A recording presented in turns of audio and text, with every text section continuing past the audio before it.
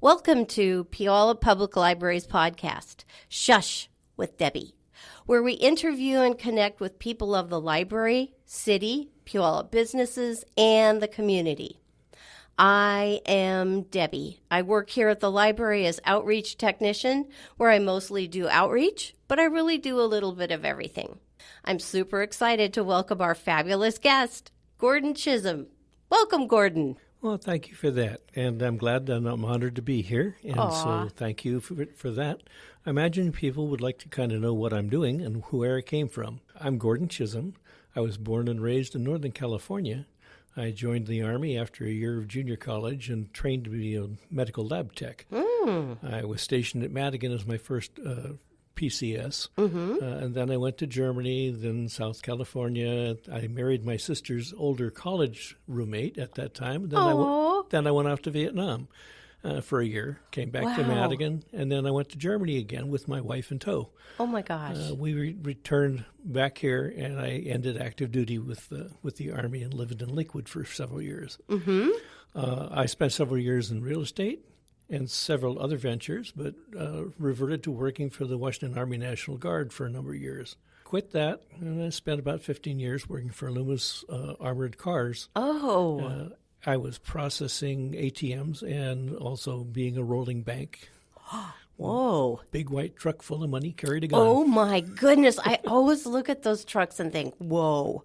Yeah, in retirement, other than my family, which I have 5 kids and 13 grandkids. Wow, congratulations. My related interests have been my Scottish clan and history and genealogy. Yes, that's a perfect introduction to where you grew up and how we came to meet. And I must say that I'm going to put this in right here. When I first met you, I was going to see your Heritage Quest library, now located in Puyallup. I wanted to welcome you to the city, and I came in. I met you first off, and you were dressed from head to toe in a Scottish kilt, hat, vest, everything, and it was great. So I am so excited to have you here today to talk about Heritage Quest Library. I'm glad to be able to do this, and I guess my first connection was with the Puyallup Library was actually when my kids attended the Puyallup schools. Oh, great! Because of my location where I reside. Yeah, it was I kind of live on the cusp. Oh, between Tacoma and Puyallup. Between Tacoma and Puyallup, and also my telephone prefix for my original landline was a Fife prefix. Oh, so fascinating. So yeah, I kind of was there. Yeah. I guess the next thing probably would you like to know about is what were the important people in my life? Yes, perfect. I hate to say it, but it was my mom, dad, and my wife. I mean, what choices do I have? Yeah, exactly. I think the happiest thing I've ever done was actually marrying my wife because so many people were against it. She's 4 years older than I am. Oh, gotcha. And it was one of those situations where it was my sister's best friend. Sister's best friend, right. And so she went off and had a very wonderful career in physical therapy. And wonderful. Worked for various agencies and hospitals within our community. At one point, she had been the head therapist at Puget Sound Hospital, which, of course, no longer exists. No longer does, but I know right where the location is. Yeah. I grew up right around that area. Okay. Well, you're very much aware of what kinds of things there were.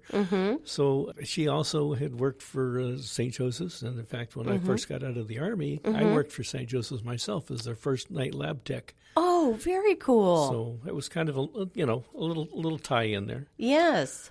What can I say? The parents really were the biggest influence more than anything else, and they really taught me ethics. And I think that's one of the most important things that people can know is that telling the truth all the time is more important than anything. And no matter how many people you may hurt with your talking, you have to actually tell the truth. So yes. It's important. That is it's such a perfect, I'm so glad you brought up the truth. I talk about the truth a lot too. And in these times, I feel like we have to uphold the truth and how important it is to everything. And working at the library, I just feel so lucky because I feel like we are protectors of the truth, and we stand for the truth. We only tell the truth. And it's important that people are allowed to see the truth. Yes. And to understand it by going through our histories. Yes, so true. The history. Oh. Yeah, speaking of history, you had a question to me that was earlier that was in the format that said I could interview anyone from my life who's not a celebrity. Who would it be and why? I put down my dad's cousin. And the reason for that is that I didn't really know him that well growing up because he was older than my dad by about 15 years. Maybe not quite that much. Might have only been about 10. Anyway, the thing is that Cecil Ward Chisholm was my dad's cousin, and he participated and became my hero because of genealogy. Wow. And so the reason that I can go through this is that at one point he was a genealogy person with our group of Chisholms that came out of Painesville, Minnesota. And so he had a lot of information that was given to me by his widow. And because I was doing genealogy, I also became the inheritor of custodian of the Civil War rifle. And so I that was in your family. That's in my family, been passed down. And so because of that, he failed to have any progeny, so I became the next best thing. Yeah. Since I was interested in following up on the genealogy things. That is so interesting. Were you young when you discovered you had an interest in, I can tell you always were interested in history, but genealogy specifically? I didn't have that much interest in that. I had more interest in the Scottish, going to the Highland Games and stuff with my parents. Yeah. So there was a lot of that information there. And then figuring out how my dad grew up and the things that he had to go through, that made a very big statement to me. Yeah.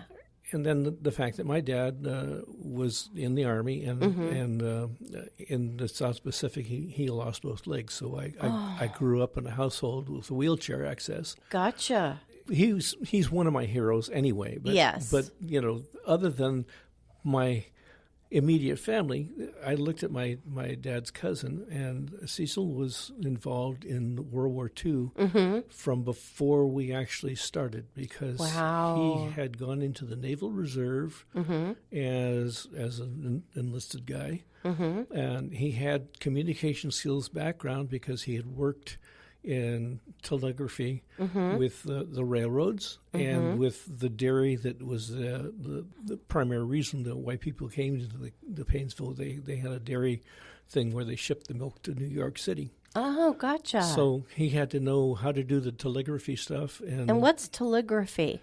Telegraph. Oh, telegraph, of course. Okay, so he had to know how to do that. And then because of that, the Navy put him into communications, and he makes sense. Started elevating up. And then the Navy decided that, oh, my goodness, looks like we might be going to war soon. So they instituted the Greater Lakes Naval Center, and it became their OCS, their 90-day wonder people. And so he went through that.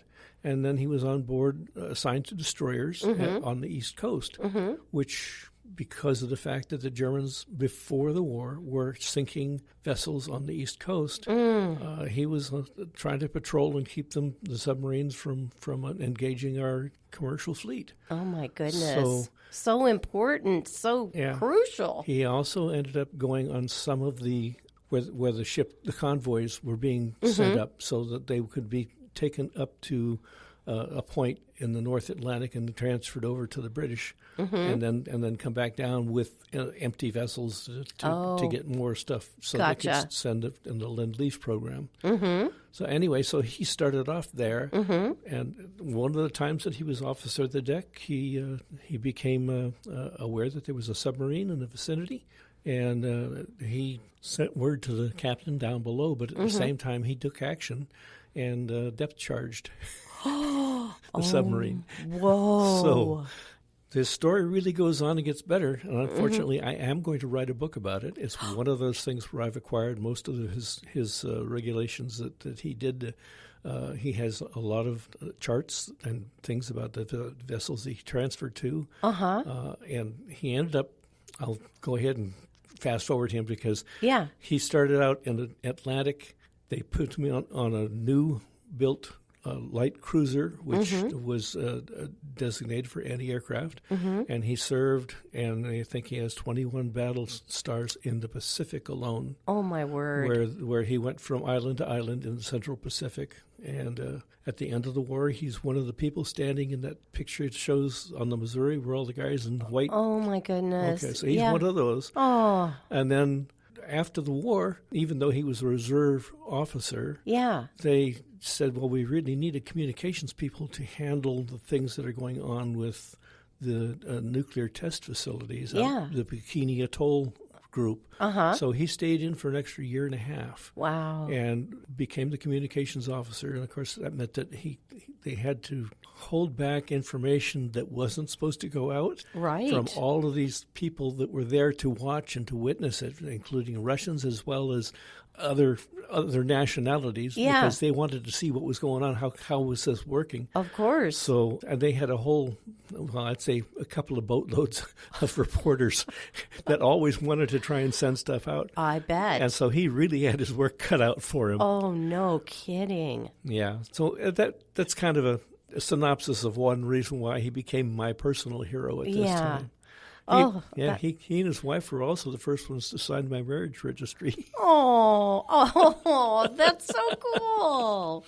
I'm so excited that you're going to write his story in a book. Yes, I will. And we'll have to get a copy here at the library when you do. It's going to take me a little time because I have to. It takes a long time to get that done. But I've got the research. I've done that part of it, so I'm ready to start on the writing. That's super exciting, Gordon.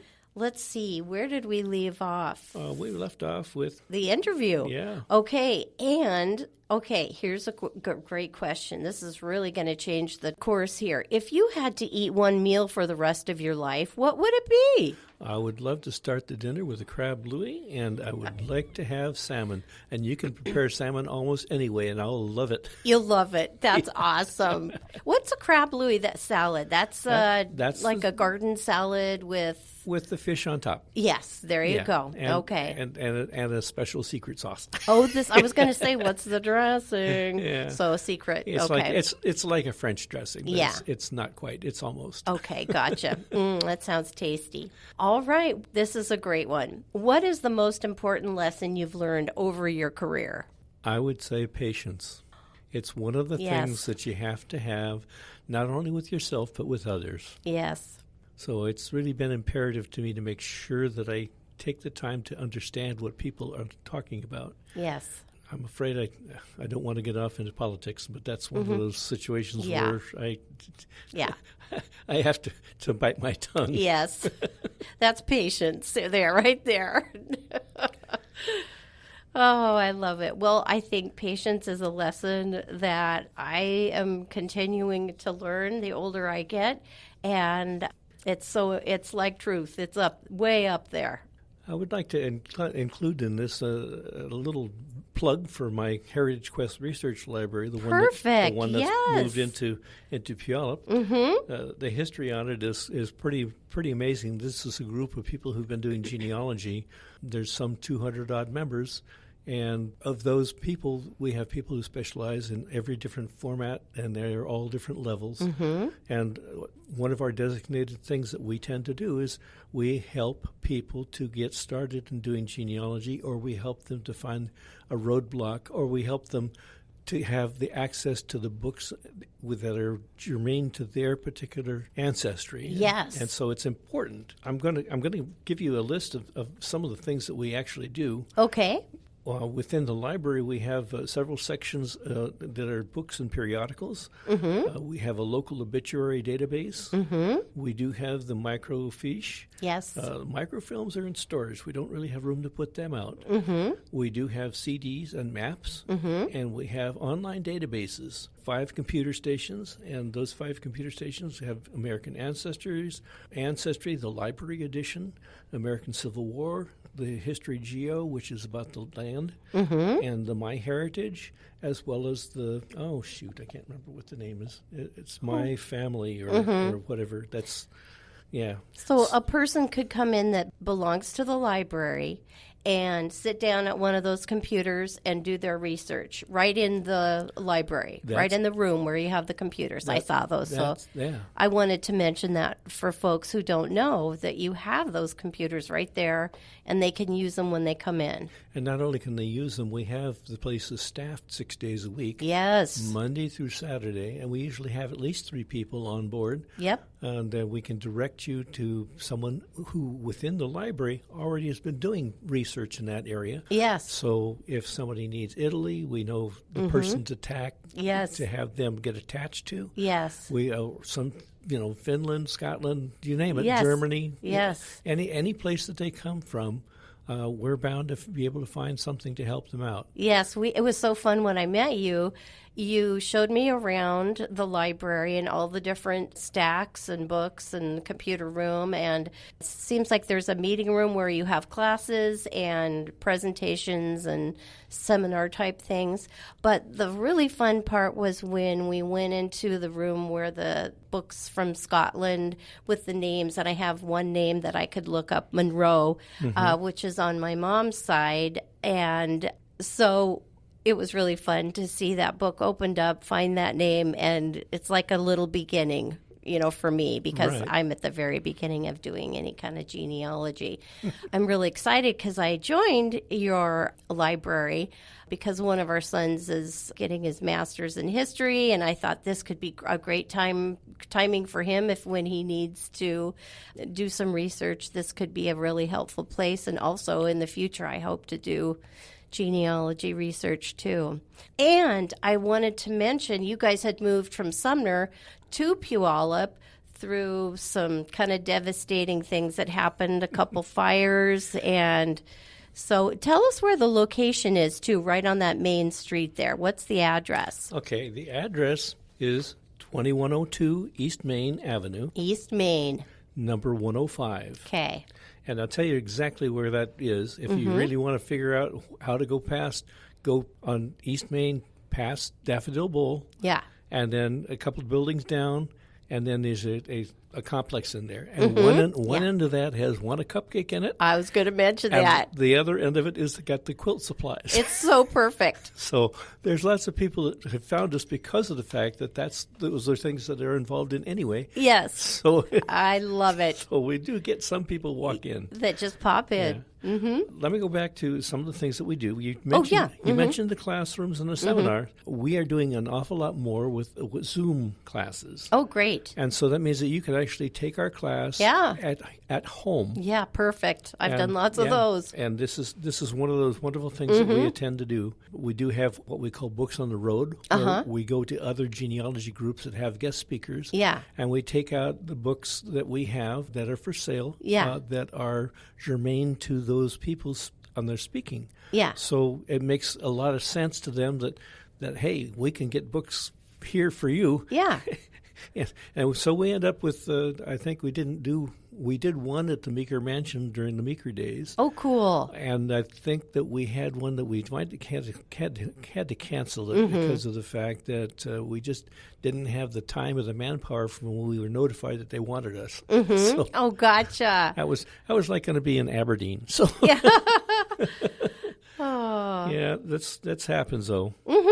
I'm just going to say that the nice thing about it is that it's a group of people that are very much involved in what they're doing. Yes. And that they have kept this up for as long as they have. Like I say, it's been 40-some-odd years. 1982 was when it actually broke off from being a private collection that was designated to become an actual library and became a 501c3, I think, in 1985. I can't remember offhand, but that's kind of irrespective at this point. Yeah.